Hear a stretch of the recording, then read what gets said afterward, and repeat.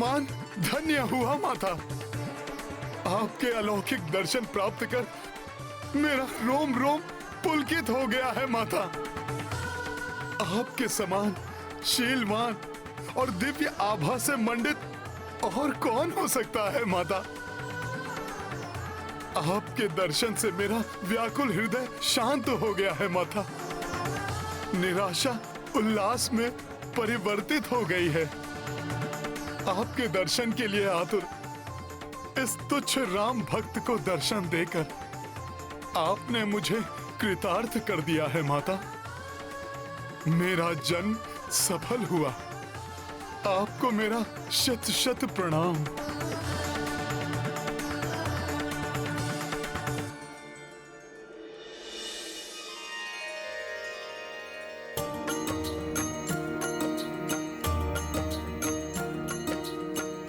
दिव्य प्रकाश पुंज कपि देखी,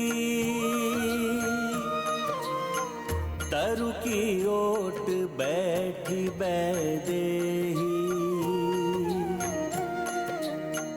हनुमत डाल बसे एक छोरा,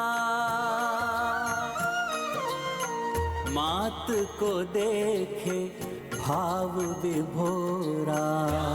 सिया राम जय हनुमान, राम सिया राम जय हनुमान।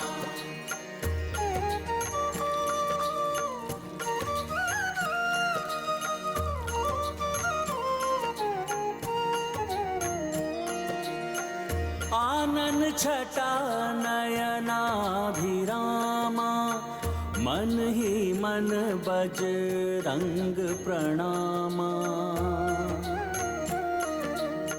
पवन तनय भये धन्य विलोचन, खोज ली जानकी संकट मोचन। सिया राम जय हनुमान, राम सिया राम जय हनुमान। ये गाथा महाबली हनुमत की, रुचिकर लीला राम भगत की। जय जय जय रघुनंदन राम, जय जय जय महाबली हनुमान।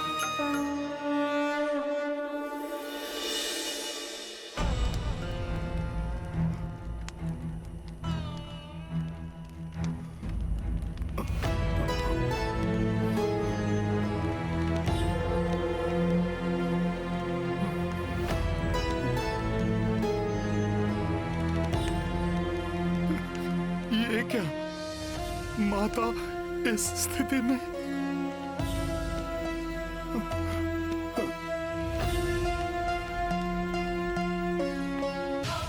माँ माँ माँ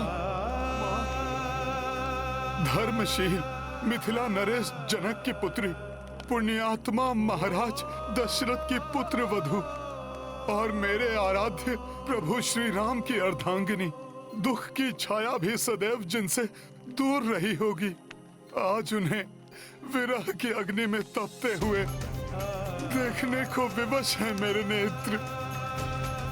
नियति की कैसी क्रूर क्रीड़ा है ये। उधर जल बिन मछली के भांति प्रभु श्री राम तड़प रहे हैं और इधर माता सीता प्राण बिन देह की भांति कांतिहीन हो गई है।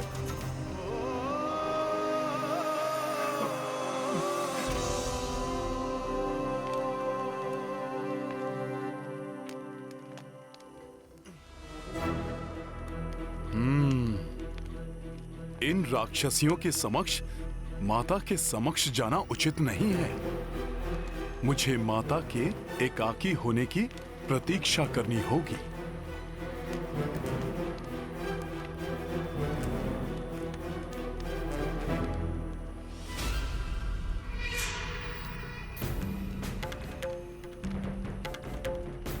ये कौन आ रही है माता सीता के निकट?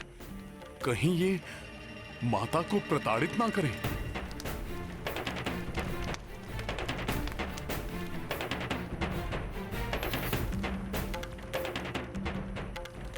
देवी सीता, मैं अनला हूं। दशानन लंकेश के भ्राता विभीषण की पुत्री। प्रणाम। मेरी माता को ज्ञात हुआ कि आपने भोजन आदि का त्याग किया हुआ है, अतः उन्होंने आपके लिए ये शुद्ध एवं स्वच्छ फल आदि भिजवाए हैं। कृपया करके इन्हें ग्रहण कीजिए। विभीषण जी की पुत्री अनिला कदाचित अपने पिताश्री की ही प्रतिछाया है। नहीं, मुझे कुछ नहीं खाना। ऐसा ना कहिए देवी, कुछ तो ग्रहण कीजिए। ऐसे आप कब तक उपवास करती रहेंगी? जब 10 माह से कुछ ग्रहण नहीं किया तो अब क्यों ग्रहण करूं? उनकी सहृदयता के लिए उन्हें धन्यवाद कहना। इतनी पीड़ा, एक और विरह का दुख, दूसरी ओर क्षुधा। 10 माह से भोजन का त्याग। सत्य है, नारी की सहनशीलता की कोई सीमा नहीं। माता, आपकी इस तपस्या को नमन है मेरा। मुझे मात्र मेरे स्वामी की प्रतीक्षा है। भले ही मेरे प्राण मेरी काया क्यों न छोड़ दे, किंतु तब तक एक ग्रास भी नहीं ग्रहण करूंगी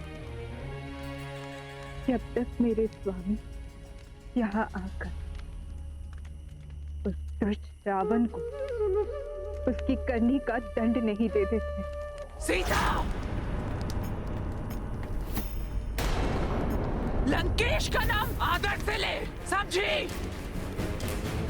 देवी सीता, साक्षी लंकेश के विरुद्ध कुछ भी कहना आपके लिए हितकर नहीं होगा। लंकेश कभी भी किसी भी क्षण यहाँ आ सकते हैं।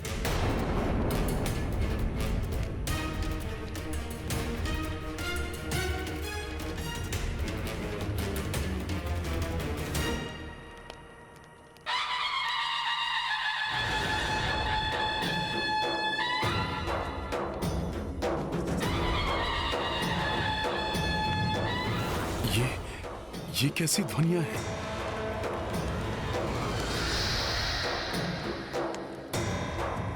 प्रसन्नता से अपने भाग्य को स्वीकार कर ले सीता। सुखी रहोगी, सुखी राज करोगी, राज। तुम्हारे भाग्य का निर्णय करने आ रहे हैं स्वयं दशानन महाराज रावण।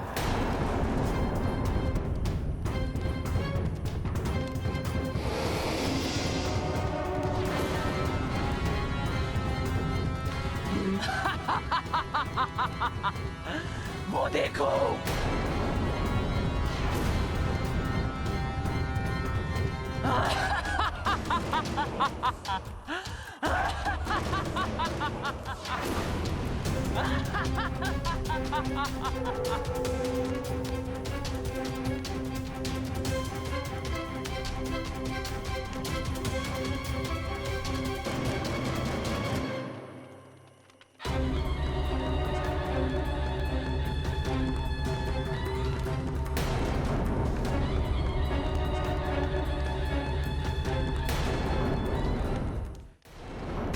लौह पर स्वर्ण की परत चढ़ा देने से लौह स्वर्ण नहीं हो जाता। तुम्हारी ये भव्यता तुम्हारी दुष्टता को नहीं छिपा सकती राक्षस राज रावण।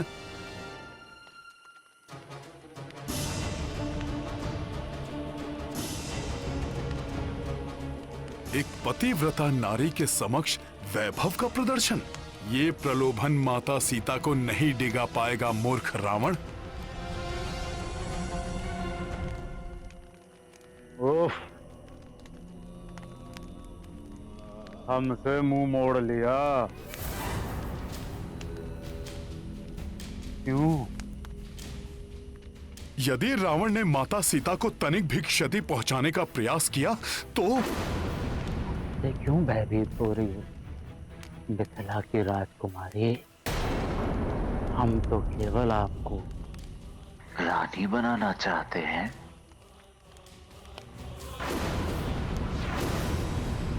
इसमें हमने क्या अपराध किया?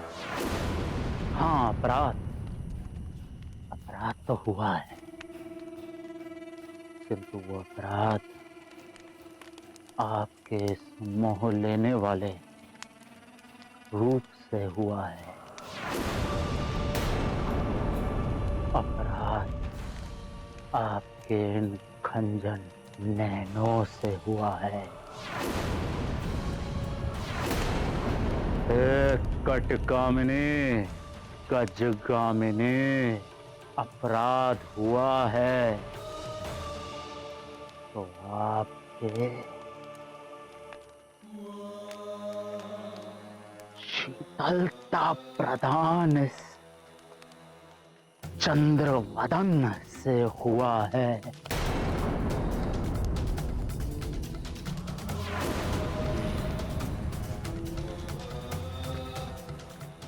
जिसके मोह पाश में बंधा हुआ मैं महाबली, महाऐश्वर्यशाली लंकेश पीछा चलाता हूँ। अपनी मृत्यु की ओर खींचे चले आ रहे हो तुम रावण। देखो सुंदरी, मैं किस किस को लाया हूँ यहाँ, केवल आपकी सेवा करने के लिए। देव कन्याएं, यक्ष गंधर्व कन्याएं, ये सब मेरी भांति आपकी दास बनने को व्याकुल हो रही हैं। यहाँ तक कि पटरानी मंदोदरी भी। यदि आप चाहें तो हम इन सब का त्याग भी कर सकते हैं। यदि आप चाहें तो बस एक बार हाँ कर, प्रेम भरी दृष्टि से एक बार तो देख लो। किस प्रतापी वेदों का क्या था, महाबली रावण का प्रस्ताव विगत 10 माह से निरंतर ठुकराती जा रहे हैं आप। और मैं बेचारा बावला दिन रात मात्र आप ही के विषय के बारे में सोच रहा हूँ।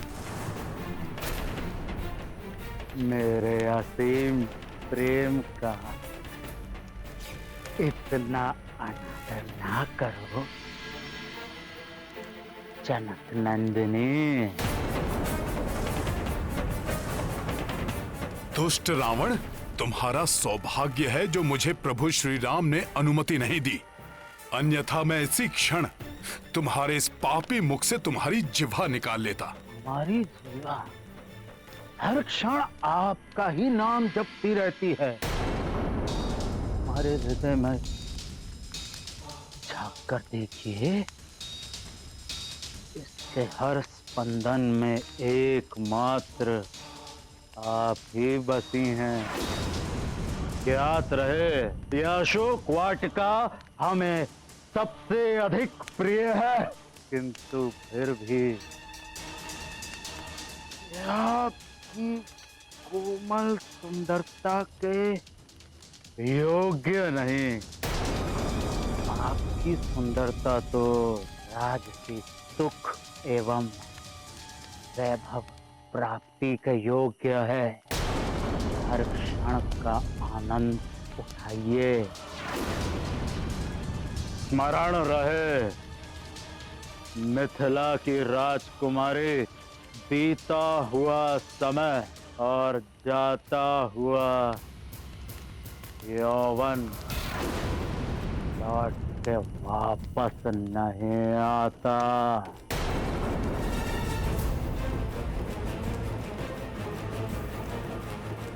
कोई ज्ञानी इतना पतित कैसे हो सकता है? शिष्टता की सारी सीमाएं लांघ रहा है ये दुष्ट। अरे कैसी दयनीय स्थिति! स्थिति बना ली है आपने अपनी। क्षीण हुआ श्रृंगार, आभूषण विहीन देह, मैले हुए वस्त्र, पत्थर की शैया, अनवरत उपवास, क्या मिला आपको ये सब त्याग करके? मैं आपको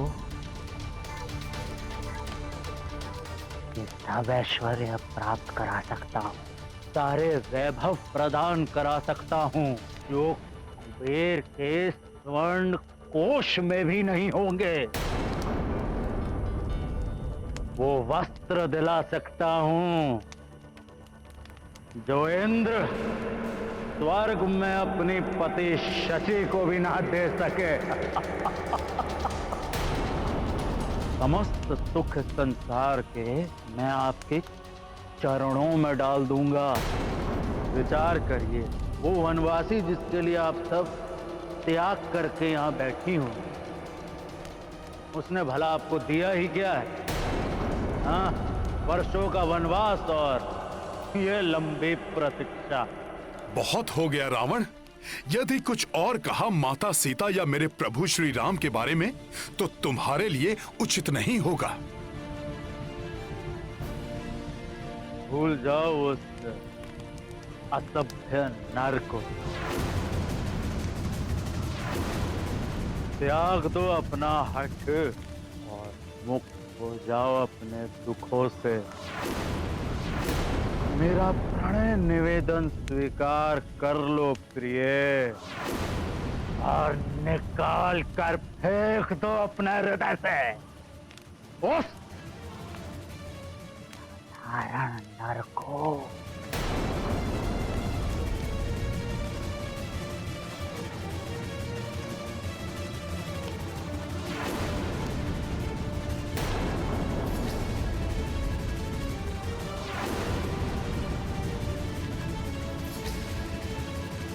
श्री राम, श्री राम, श्री राम, श्री राम।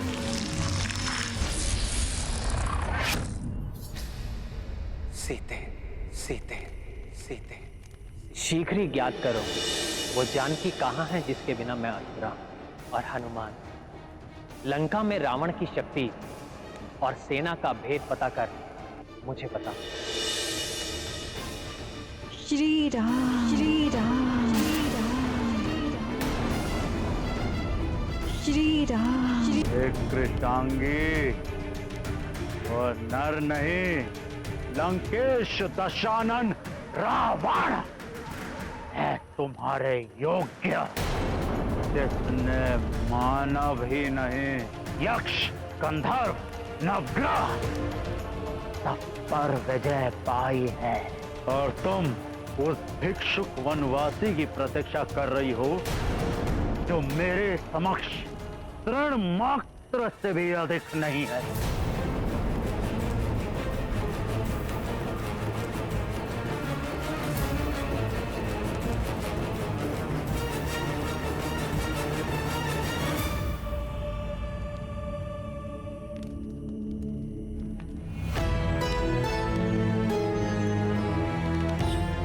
यदि तुम इतने ही पराक्रमी तो मेरे स्वामी के समक्ष मेरा हरण करते। क्यों चोर होकर लिप्त होना पड़ा तुम्हें? पहले तो मेरे स्वामी को छल से दूर किया मुझसे,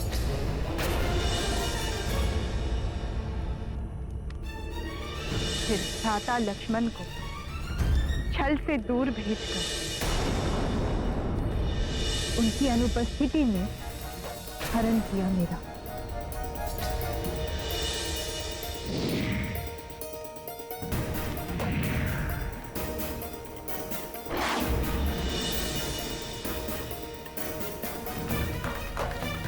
प्रतापी ने, कायर हो तुम रावण। कायर, दुर्बल, सियार।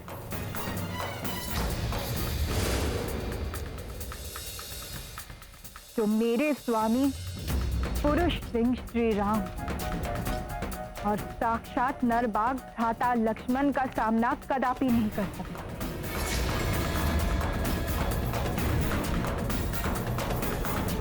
कायर ही नहीं, मूर्ख ही हो तुम रावण।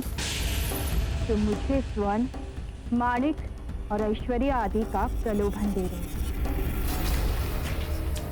रावण, अपना चित्त मुझसे हटाकर अपनी पत्नियों पर केंद्रित कर, क्योंकि एक पर स्त्री पर कुदृष्टि रखने वाला तुम जैसा कुत्सित और निकृष्ट व्यक्ति सबकी घृणा का पात्र तो बनता ही, स्वयं के पतन का कारण भी बनता है। क्या इस बात की शिक्षा तुम्हें किसी ने नहीं दी? स्वयं को वेदों का ज्ञाता कहते हो तो क्या मात्र कंठस्थ किया तुमने वेदों को? उनका मर्म नहीं जाना? क्या तुम्हारे गुरु और तुम्हारे माता पिता ने यह नहीं सिखाया कि एक पराई स्त्री पर कुदृष्टि डालना महापाप है? रावण, एक पर स्त्री पर कुदृष्टि डालकर तुमने जो अधर्म की अग्नि प्रज्वलित की है, वो तुम्हारी इस स्वर्ण नगरी लंका को जलाकर मोम की भांति पिघला दी।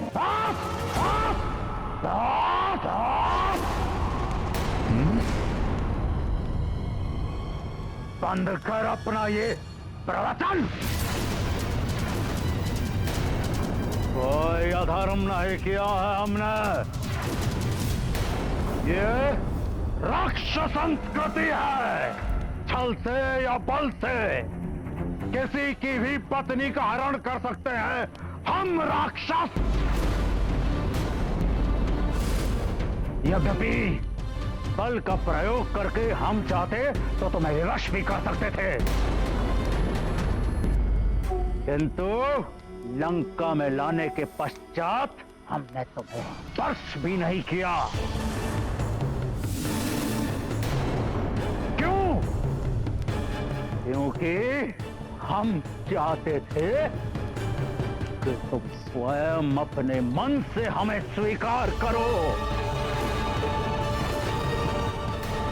किंतु अब मेरा धैर्य समाप्त होता जा रहा है और तुम्हारा समय। हाँ, समय समाप्त होता जा रहा है तुम्हारा।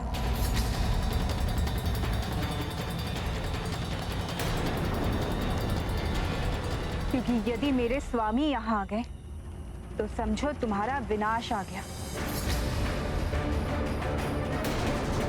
इसलिए अभी जो समय तुम्हारे पास बचा हुआ है रावण, उसका सदुपयोग करो। शुद्ध हृदय होकर मुझे मेरे स्वामी को लौटा दो। उनके चरणों में गिरकर क्षमा मांगो।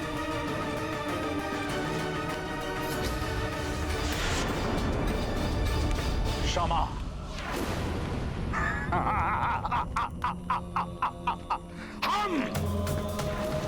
हम मांगेंगे क्षमा एक साधारण मानव से? क्षमा हमारे शब्दकोश में ही नहीं है, क्योंकि रावण है हम। तो तुम यूं समझ लो रावण, मेरे हरण का दंड तुम्हारा मरण, तुम्हारा मरण, तुम्हारा मरण।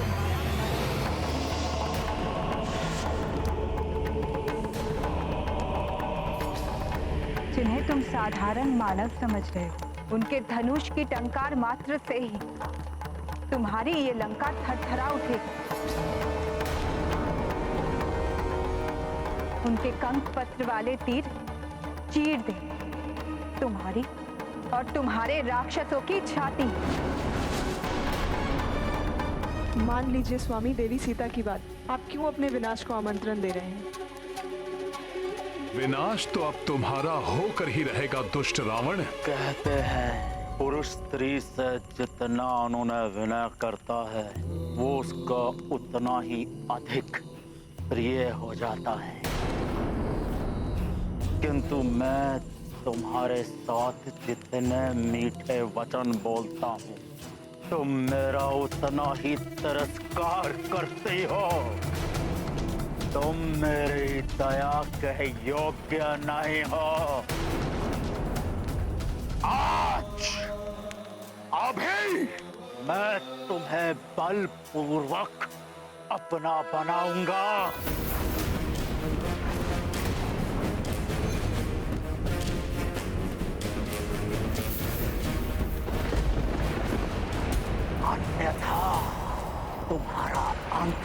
के सदा के लिए तुम्हारी तृष्णा से मुक्त हो जाऊंगा।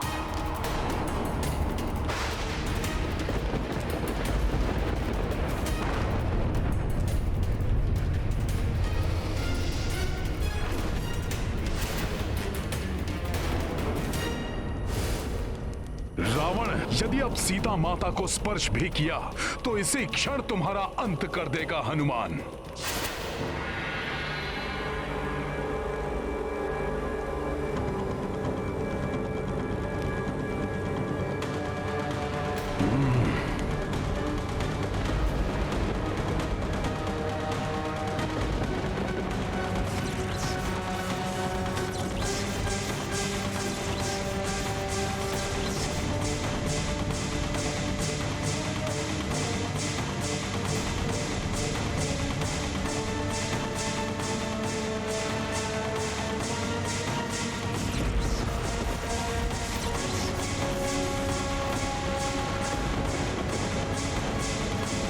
रुक जाइए स्वामी।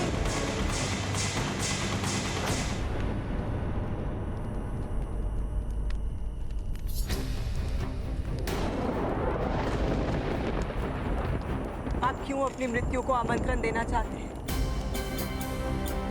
क्या आपको स्मरण नहीं है वो शाप जो नर कुबेर की गुहार के कारण ब्रह्मदेव ने आपको दिया था, जब आपने रंभा की इच्छा के विरुद्ध उन पर बल प्रयोग किया था? मैं तुम्हें श्राप देता हूं कि आज के पश्चात यदि तुमने किसी भी स्त्री की इच्छा के विरुद्ध उस पर बल प्रयोग किया या उसका प्रयास भी किया, तुम्हारा शीश 7 भागों में खंडित हो जाएगा। तुम्हारी ये वासना ही एक दिन तुम्हारे विनाश का कारण बनेगी।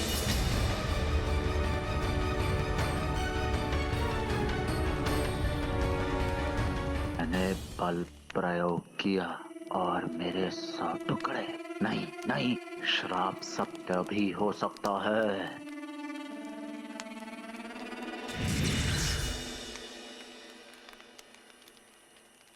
एक नारी का वध आप जैसे महाबली को बिल्कुल शोभा नहीं देता।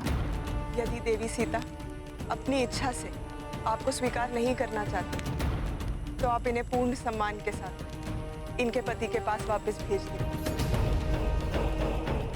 इनके यहाँ रहने का अर्थ होगा एक बहुत बड़ी विपदा को आमंत्रण देना। विपदा आएगी किंतु मुझ पर नहीं, इस पर।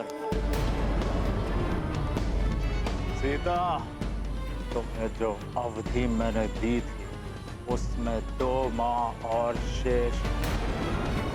2 माह और मैं तुम्हारी प्रतीक्षा करूंगा। तत्पश्चात भी यदि तुम मेरी शैया में नहीं आए, मेरे कलेवा के लिए तुम्हारे टुकड़े कर देंगे। अनुचर्य, साम दाम दंड भेद कोई भी नीति अपनाओ, किंतु इस मिथिला की राजकुमारी को इतना विवश कर दो कि ये स्वयं नियम में अपनाने के लिए तत्पर हो जाए। दुष्ट मरण रहे। इस कार्य में असफलता का अर्थ है इसके साथ ही तुम सबकी मृत्यु भी। जी लंकेश।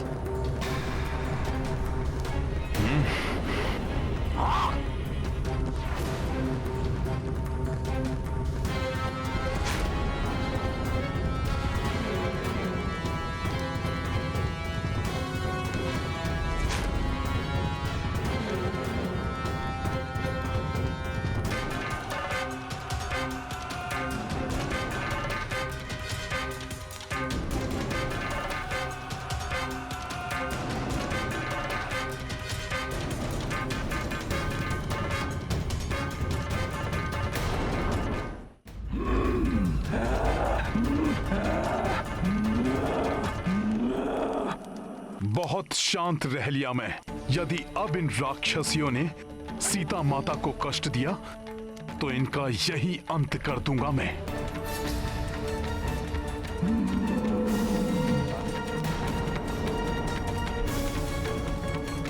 ये राक्षसियां कुछ भी कर लें, किंतु हनुमान के रहते माता सीता को कोई क्षति नहीं पहुंचा सकती। भयभीत करना चाहते हैं ये माता सीता को। मैथिली, लंकेश का अपमान करके तूने अच्छा नहीं किया। इसका दंड तो तुझे निश्चित ही मिलेगा। लंकेश हमारे भगवान है, हम उनका अपमान सहन नहीं करेंगे। तुम्हारी भलाई इसी में है कि भूल जाओ उस भिक्षुकपति को, स्वीकार कर लो महाराज रावण को, अन्यथा हम लोग खा जाएंगे तुम्हें। भोजन बनाओगी राक्षसियों? जिस क्षण तुमने माता सीता को स्पर्श किया वही क्षण तुम लोगों के जीवन का अंतिम क्षण होगा। ये तुम्हारे जीवन का अंतिम क्षण है, स्वीकार कर लो हमारे भगवान लंकेश को। अनुचित है ये सब, किंतु मैं महाराज के आदेश के विरुद्ध कुछ कर भी तो नहीं सकती। हनुमान की सहन शक्ति की सीमाएं लांघ रही हैं ये राक्षसियां। अरे मूर्ख, जिस नर की तुम प्रतीक्षा कर रही हो वो तो तुम्हें कब का बुला चुका, नहीं तो आ नहीं गया होता अब तक। स्वीकार कर लो लंकेश को, भूल जाओ इस वनवासी को, अन्यथा हम सभी तुम्हें खा जाएंगे। प्रभु श्री राम की आज्ञा का पालन करना है, इसलिए अभी इनके बीच जाना उचित नहीं होगा, किंतु माता सीता को प्रताड़ित होते हुए भी नहीं देख सकता। कुछ तो करना होगा। भूल जाओ इस वनवासी को, अन्यथा हम तुम्हें खा जाएंगी। स्वीकार करो लंकेश को, भूल जाओ इस वनवासी को। कुछ तो करना होगा।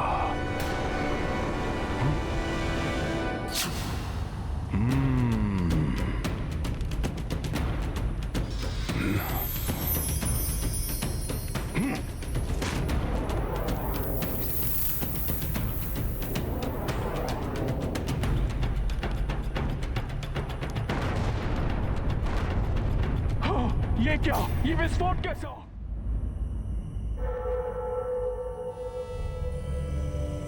त्रिजटा, ये क्या हुआ? तुम इतना भयभीत क्यों हो त्रिजटा? बताओ किसने किया ये सब? बोलो त्रिजटा, ये सुदृढ़ मूर्ति किसने ध्वस्त की है? ध्वस्त हो जाएगा सब कुछ, ध्वस्त हो जाएगी ये लंका। मूर्ति की ही भांति विनाश हो जाएगा सारे राक्षस कुल का। क्या अनर्गल प्रलाप किए जा रही हो त्रिजटा? क्या हुआ, कैसे हुआ ये? मूर्ति के ध्वस्त होने के बारे में तो मुझे कुछ ज्ञात नहीं है, किंतु अभी अभी मैंने एक स्वप्न देखा है, बहुत भयानक स्वप्न। लंका का विध्वंस, समस्त लंका वासियों का विनाश देखा है मैंने। स्वप्न? स्वप्न तो मात्र स्वप्न है, परंतु उसके लिए मूर्ति कैसे ध्वस्त हुई है? बोलो। मेरी मानो तो ये विनाश का आरंभ है। लंकेश सीता के रूप में सारी लंका के लिए विनाश एवं स्वयं के लिए मृत्यु लेकर आए हैं यहाँ। यही भय तो मुझे भी सता रहा है। देवी सीता पतिव्रता स्त्री है, हर एक पतिव्रता स्त्री साक्षात शक्ति का रूप होती है।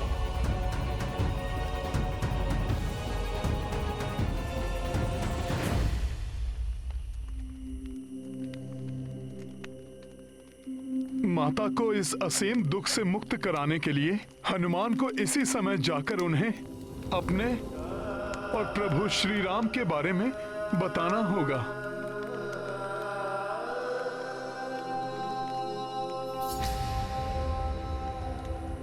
नहीं,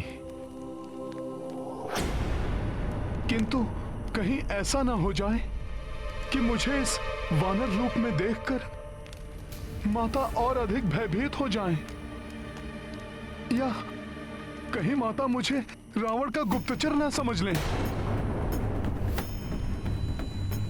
मूर्ख हो तुम सब, एक स्वप्न मात्र से भयभीत हो गई।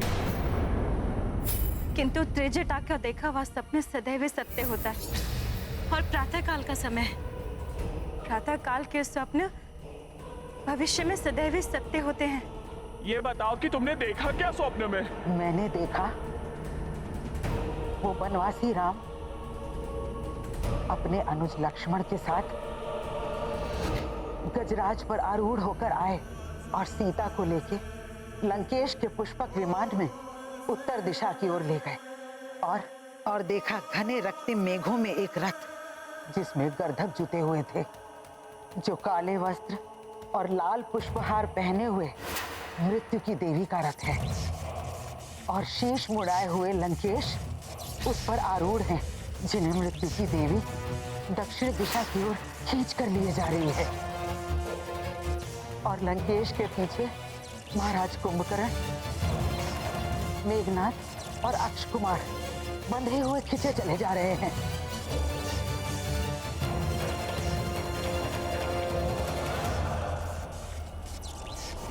और पीछे छूट गई है ध्वस्त लंका, खंडहर बनी हुई, जहाँ चारों ओर अग्नि ही अग्नि दिखाई दे रही है।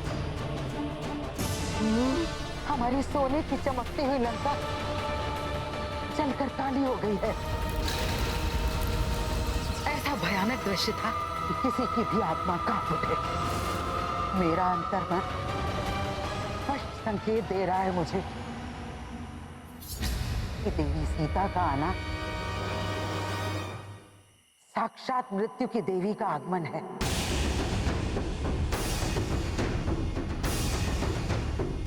श्री राम की विजय और लंकेश रावण का विनाश निकट ही दिखाई दे रहा है मुझे। और हाँ, मैंने उसे भी देखा जो श्री राम का मुख्य सहायक है। राम का दूत है वो, एक महाबली वानर। वही हमारी स्वर्ण नगरी लंका को घास फूस की भांति अग्नि की ज्वाला में भस्म कर देगा।